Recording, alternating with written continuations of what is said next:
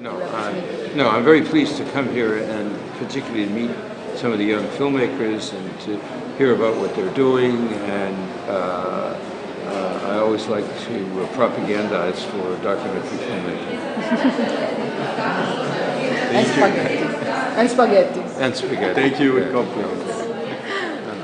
Questi anni di Venezia a Napoli abbiamo sempre presentato le opere di Fred Wiseman e nel 2015 è venuto per una masterclass per il nostro centro Film Up. Ma questa bellissima relazione con lui è un dono che devo ad un'altra grande personalità del cinema e della critica, Enrico Ghezzi. E oggi, nel nostro incontro con Fred per il decennale di Venezia a Napoli, ci sarà Donatello Fumarola, autore di Fuori Orario, che da sempre collabora con Enrico. Prima del Q&A, un piccolo preambolo informale con Fred dalla sua casa di Parigi. Buona visione a tutti. Hello. Hello. Hello. Hi. Hello, Angela. How are you? All right, bored. Bored, yes. I was just out for a walk, but I don't go out. I have to go out sometimes. Mm-hmm.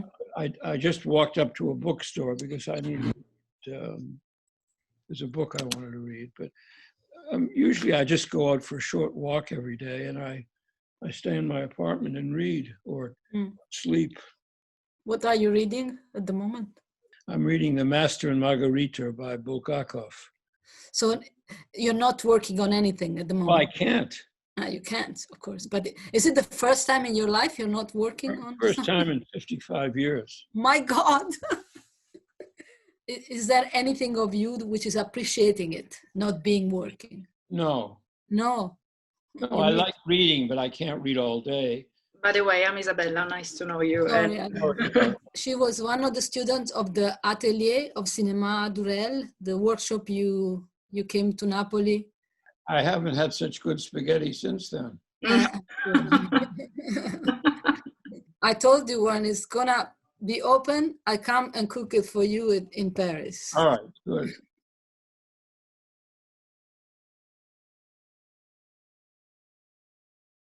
Buonasera a tutti voi che ci seguite dalla nostra edizione virtuale di Venezia a Napoli Cinema Esteso, un festival che ha sempre tenuto in grande conto l'incontro con i nostri ospiti, la condivisione di momenti in cui il pubblico incontra gli autori, e abbiamo il piacere questa sera di avere con noi una leggenda per me vivente, che è il grande documentarista, autore di cinema straordinario Fred Wiseman, che è in connessione dalla sua casa a Parigi e sarà con me a presentarlo e a scambiare due chiacchiere sull'ultimo film che Fred ha presentato alla Mostra del Cinema di Venezia, City Hall, e ringrazio per essere qui Donatello Fumarola, che è uno degli autori di Fuori Orario.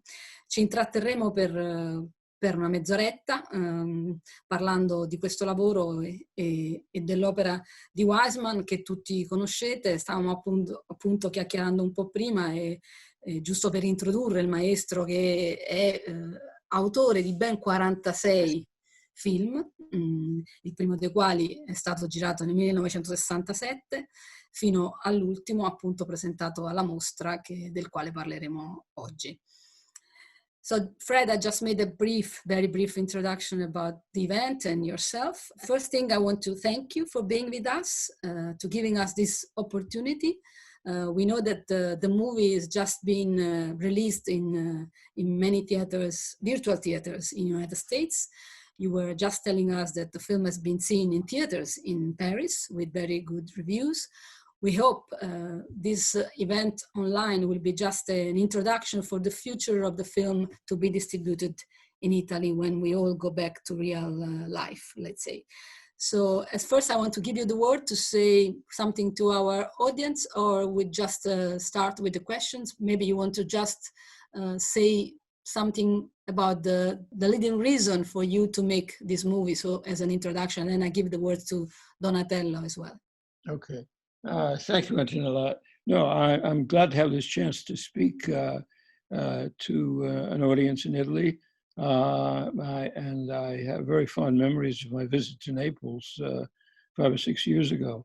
And the City Hall was shot over a period of about 10 weeks on, first for about 4 weeks in the fall of 2018, and then for 2 weeks in the winter of 2019, and another 4 weeks in the fall of 2019.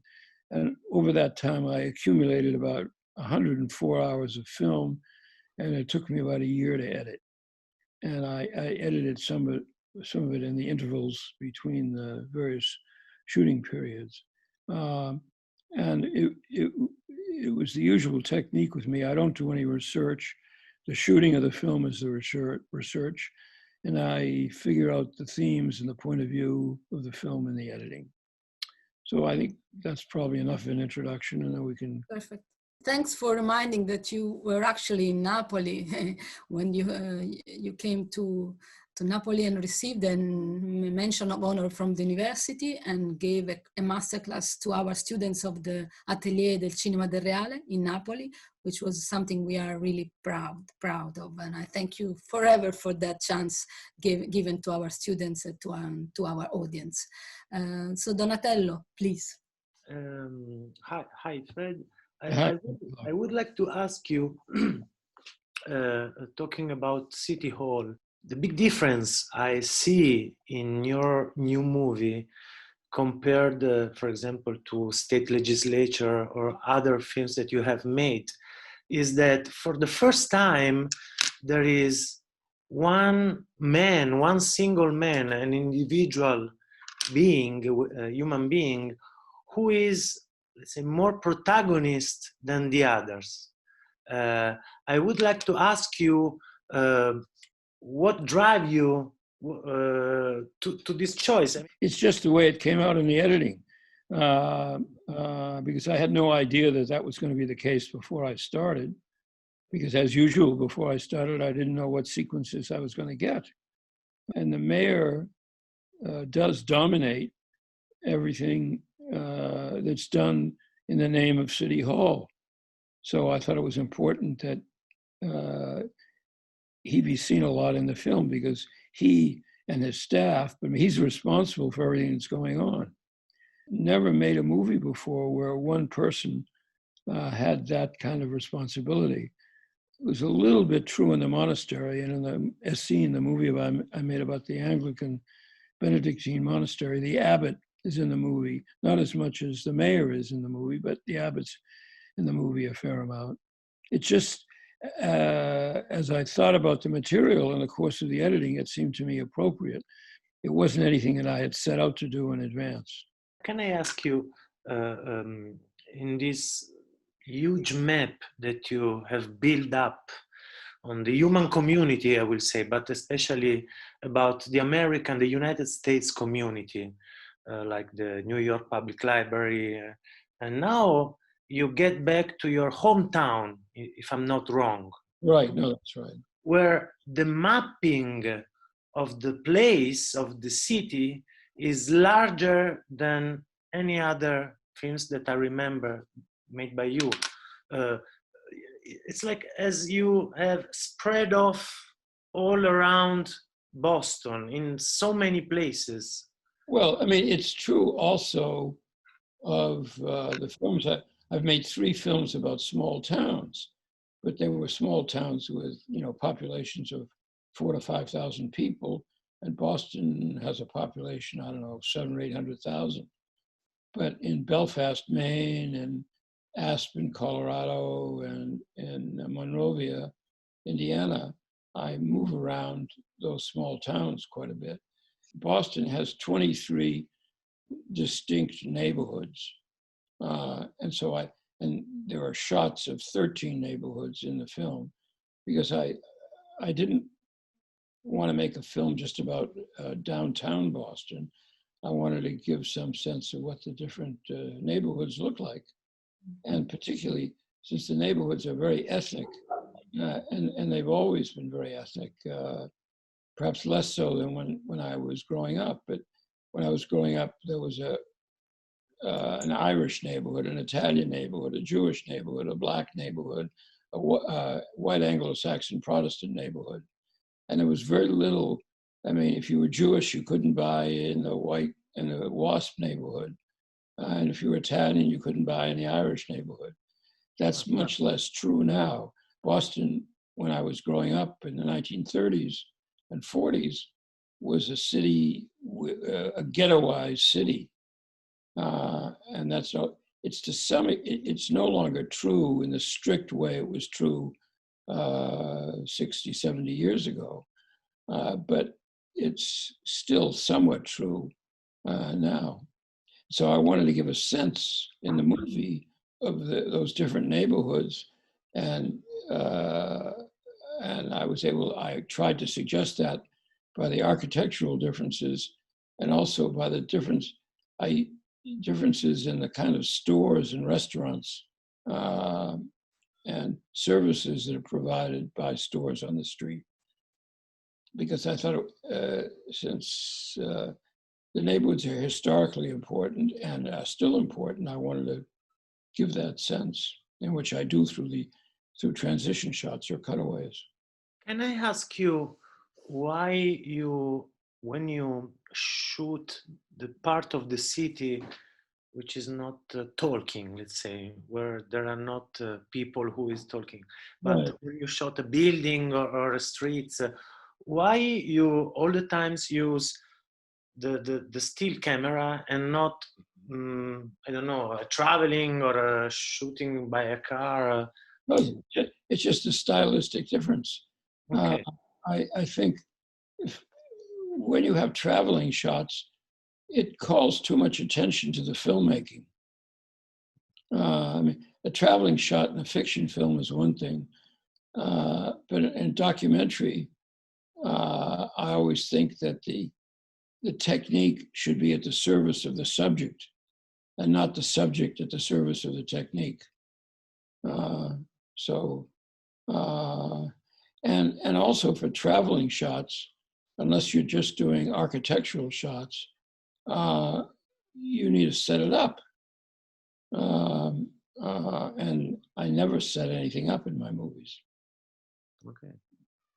You have affirmed at one point that documentaries are like theater pieces, novels and poems are in a way fiction in terms of narration. The almost encyclopedia of what you have filmed all your life and in all your extraordinary activity is like a huge novel of humanity.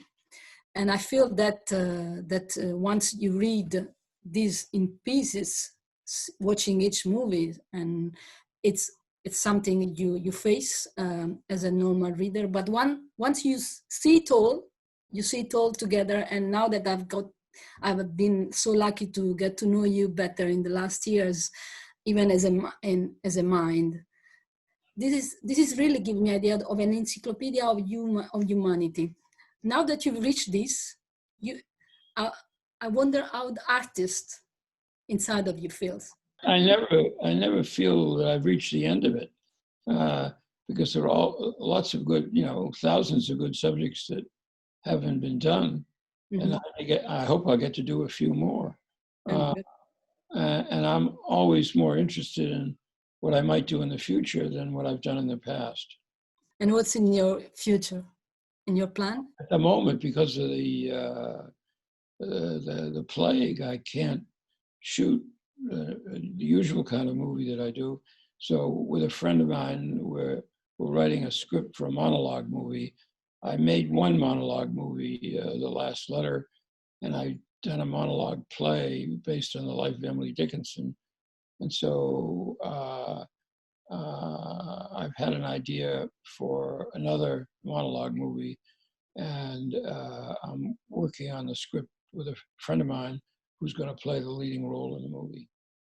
I hope I'll get to shoot it in the spring, but because since there's only one actress in it, and I'm just going to use the same size crew as I do for documentary, it won't. Even if the virus isn't, the COVID isn't over, I should be able to shoot it. I'm hoping that since I'm old, I'll qualify for one of the early rounds of the vaccine. In the United States, you have been the political election, the presidential election.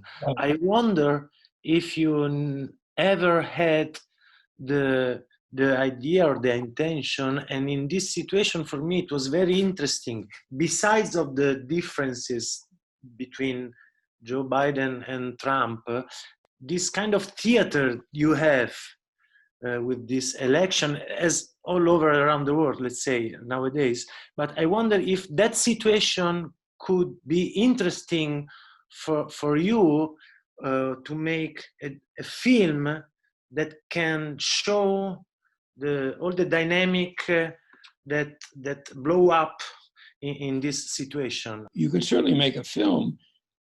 Question as to whether you get permission to make the film. That's the obstacle. Even though Trump is the queen of, or the king, queen is a better designation, of narcissists, I think it's unlikely, or he might have agreed to be filmed, because it was just another example of looking in the mirror for him, but his advisors would never have given permission. And also, if you try to film around the White House, there are too many issues of national security. And for me, there would have been no point in making a film on just the ceremonial aspects of being president. Oh, flag waving, shaking hands, etc. And also, whether it was Biden or Trump, each side would have secrets that they wouldn't want revealed even after the election. So I didn't try. I mean, maybe it was a mistake not to try, but I didn't try. In many ways, City Hall, Trump is a hidden presence, is an unseen presence in City Hall, because Mayor Walsh, the mayor of Boston, is the anti-Trump. He represents everything that Trump is against. He represents somebody who wants to help poor people, to have good schools, build affordable housing, retrain the police, have good city services, provide public health for the people of Boston, good health, medical and dental services. And Trump is not interested in any of that. Yeah. And so the implicit comparison between Walsh and Trump is present in every scene in the film, because everybody knows that Walsh represents everything that Trump is against. I mean, it would have been, I think the reaction to the movie would have been slightly different had I made the movie when Obama was president. Mm-hmm. Because then people would say, Walsh is a good mayor and Obama's a good president. I mean, it's good. But now they say, well, Walsh is for helping people and Trump isn't, it depends which side people are on. Yes, but I get the feeling that in this movie, and also I must say in others, the last ones all presented in Venice, I watched them and we hosted screening of them in Napoli. It's many times you feel you want to live in the world you are depicting. This movie, National Gallery as well, but the public library, top of everything. It's like you are drawing the way the human world in its best performance, is in its best way to be. Well, sometimes. Sometimes in this one. But this is also... In those movies, yes. Yes, in those movies. But I think it's just as important to show people doing good work as it is to show them doing terrible work or horrible work. I mean, movies like At Berkeley, Ex Libris, City Hall show some of the best aspects of human nature. Movies like Titicut Follies or Welfare show a different aspect of human nature. As a group of films, they show the complexity and the ambiguity of human experience and of human nature. I think it's a perfect ending, Antonello.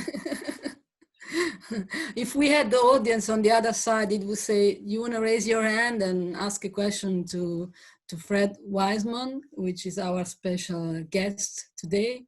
But the audience is not just, will be watching us. They will be watching the movie on the day we're screening City Hall online. So we'll put this interview before the film in order to, or after the film actually we'll decide, but it will be a chance to meet you in person, even from far away. So thank you for giving us this. Thank you for asking me, Antonella, and it's nice to have a chance. And I hope you'll be coming to Napoli in the future. So, thank you, Donatello. Nice to talk to you again. And bye-bye. Good luck, Fred. Good luck. Thank you. For the future. I hope we wait for your 4 movies more to reach 50 movies. Yeah, I have to do that, right? You have to do that for sure. 50 movies, and well, then I can talk about 60. But all right, bye-bye. Bye-bye. Bye. Bye. Bye.